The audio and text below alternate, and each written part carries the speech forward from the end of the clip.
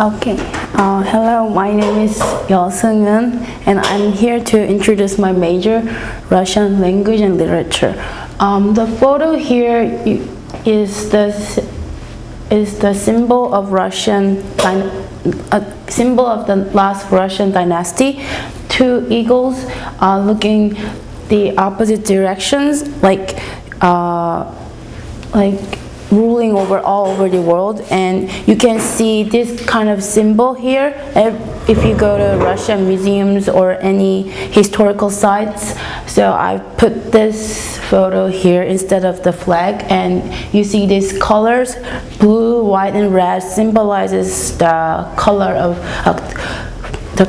of Russia, which is used for Russian flags too. Okay, I'm going to first talk about Russian literature. There's nothing really to talk about all the literature, because for like English literature, French literature, every literature has its characteristics, and I'm here to talk about something that you have to see yourself in Russian literature. And for that I'm going to talk about Russian writers. Many of you heard about, I'm sure that many of you heard about these writers here: Pushkin, Tolstoy, Dostoevsky, Turgenev, Pasternak, blah blah blah. But then, you know, the first image when you think of Russian writers is that it's kind of hard or difficult to read. But then when you actually look deeply into Russian literature, it's not that hard. It's actually beautiful, lyrically and in its sound, especially in Russia. Russia is famous for its love for poems, and like in elementary school, middle school, and high school, everyone has to memorize Russian poems by heart, at least 10 or 30. So, and because they love, why do they really love poem? Because they in Russian poem you can hear these lyric rhymes here: может, совсем, тревожит, ничем, безнадежно, Tanim, так нежно, другим. It sounds really beautiful, and you hear in Russian.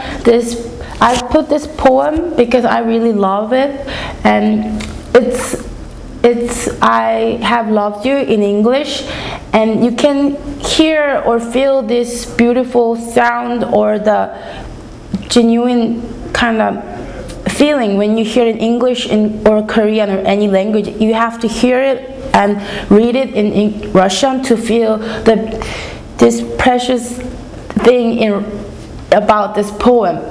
This is written by Pushkin. I really love all the poems written by him, and I hope you can actually read or memorize any Russian poem by yourself to realize how beautiful it is. And not only poem, but also these novels or these essays are all so beautiful, but sometimes hard to understand. But then they all have its their own different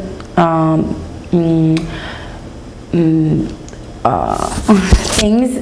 So I hope you can actually, if you have anything, if you have any thing for literature, I recommend you to learn Russian literature just a bit. And then I'm going to talk about Russian language.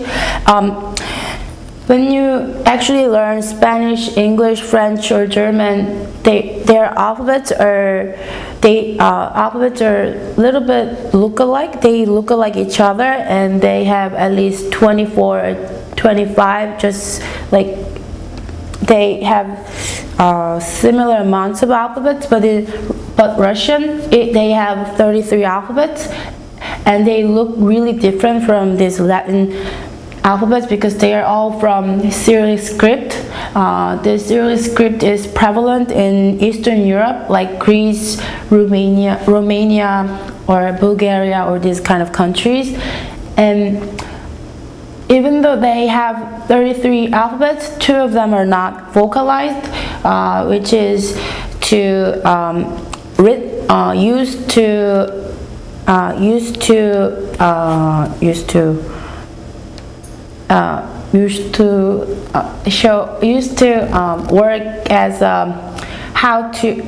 work as how to vocalize this word, which is Divyordiznak and Miyakiznak. Divyordiznak means harsh sound, which is it works as to vocalize every word in that letter, and Miyakiznak works as to just make it soft. It usually put at the end of every words in the verbs. And when you learn Russian letters, the thing that you have to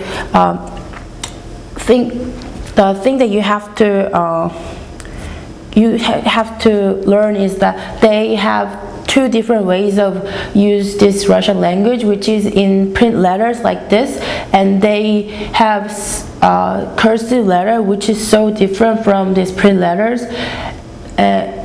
For that, I have to learn like a month to get used to using this handwriting and these print letters. But when you get used to it, it is really easy to see the difference but then can read it easily. These are the basic outline of Russian language and literature, and I'm going to tell about why you should choose Russian language and literature. I have to say that when you're thinking of some kind of other majors, well, I'm not sure what to say about that, but when you're thinking of majoring in some kind of language or literature or the basic humanity thing, I hope you can choose Russian language and literature.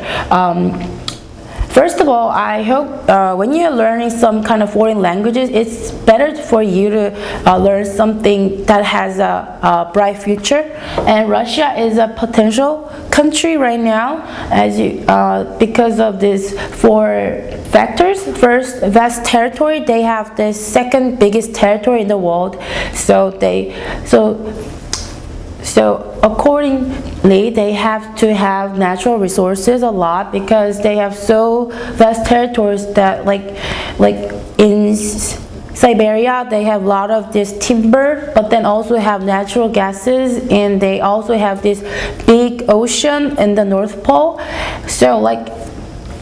So yeah, it's natural that they have a lot of natural resources. And third, geopolitical factor, because they have vast territory, they can exert their